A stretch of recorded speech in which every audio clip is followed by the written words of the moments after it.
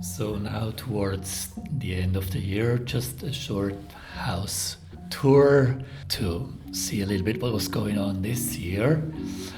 Some of the rooms look really nice, at least in this beautiful morning light in mid-December.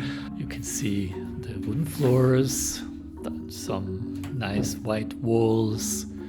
I have spent just now over the last weekend 5 days at the house, and the project for those days was creating sliding doors out of old doors that I have gathered over the year. I always wanted sliding doors downstairs in front of the glass door, the main entry door, so I could cover the glass door from both sides as desired.